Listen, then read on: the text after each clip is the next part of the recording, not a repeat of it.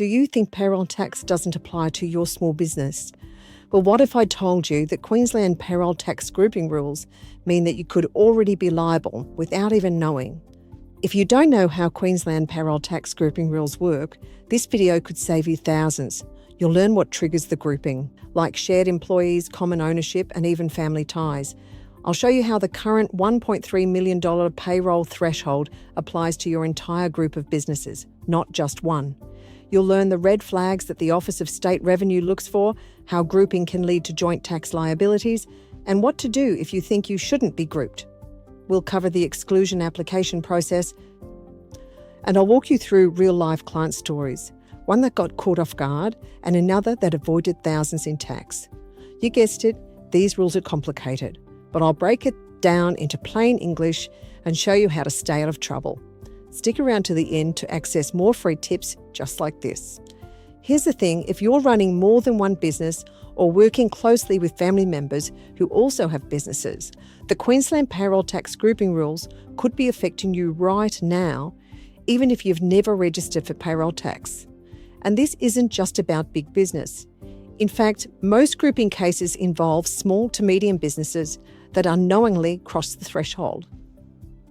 Here's what you'll learn in this video: what triggers grouping under Queensland payroll tax law, how shared employees and services create risk, what control really means, how trusts and family associations factor in, the current 1.3 million threshold and how it works for groups, and real-life stories so you don't make the same mistakes, what an exclusion application is and how to lodge one, what steps to take right now if you think you're caught, what penalties apply and how to avoid them, where to get help, including our free weekly business tips. And it's important to understand the concept of related bodies corporate.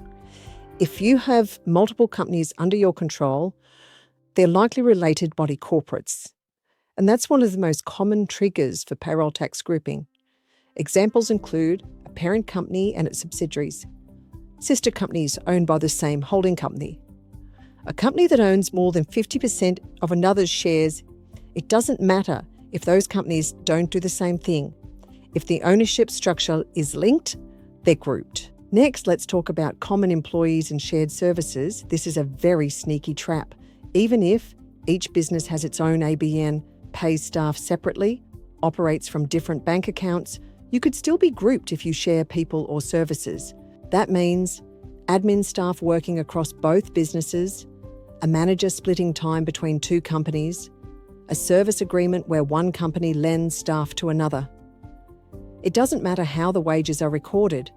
The OSR looks at how the work is done in practice.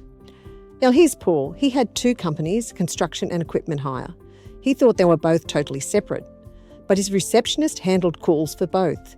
His foreman supervised jobs under both ABNs. He never registered for payroll tax because each company was under the threshold, until the Office of State Revenue grouped them. He was hit with back taxes, penalties and interest. He was able to reduce some of it, but a lot of it could have been avoided with earlier advice. Now, control isn't just about shares.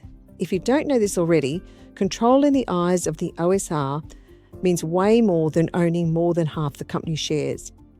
They look at who makes the big decisions, who has influence over budgets and staffing, whether you're calling the shots behind the scenes, even if your name's not on the documents. This includes indirect control through trusts, family control, management control, where you influence business decisions. Julie is a perfect example. She operates a retail shop. Her daughter also operates a retail shop with similar stock in the same industry.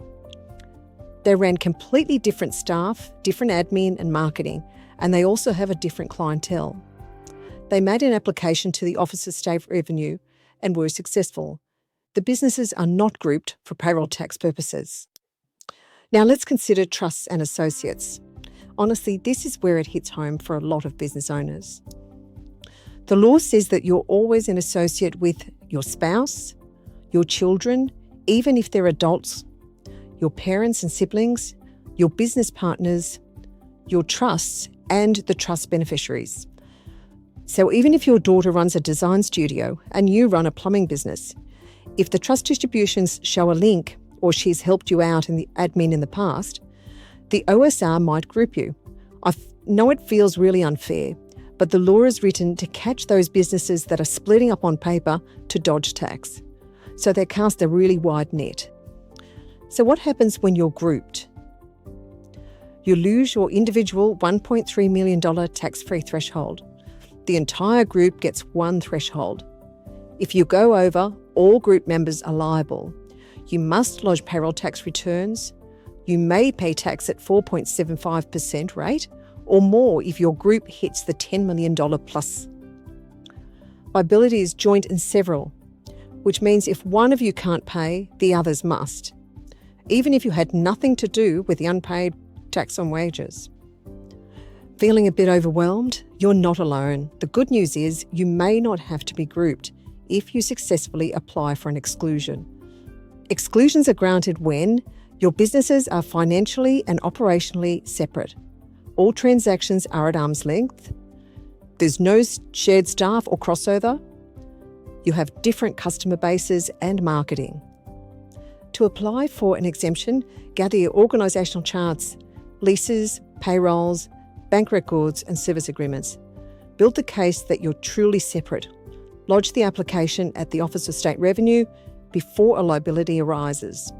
Maintain separation and reapply if required in the future. Julie's exclusion saved her thousands every year. Paul, he missed the opportunity. He now pays payroll tax on both businesses. Here are some action steps you can take today. List every business you're involved in. Identify shared employees or overlapping roles. Review your trust deeds and distributions. Estimate your total group wages for payroll tax purposes and talk to your accountant ASAP. If you're one of our clients, feel free to bring this up at our next meeting, and if you're not sure where you stand, book a one-on-one with us. Now let's look at penalties and deadlines that you can't ignore if you become liable for payroll tax. You must register with Queensland Office of State Revenue within 7 days. Late registration can trigger penalties and interest. But there is a silver lining. If you make a voluntary disclosure before being contacted, the penalty tax may be fully remitted. That's right, zero penalty tax if you're proactive. But once the Office of State Revenue sends a letter, you've missed that opportunity. There's a public ruling, TAA 060.2, that backs this up.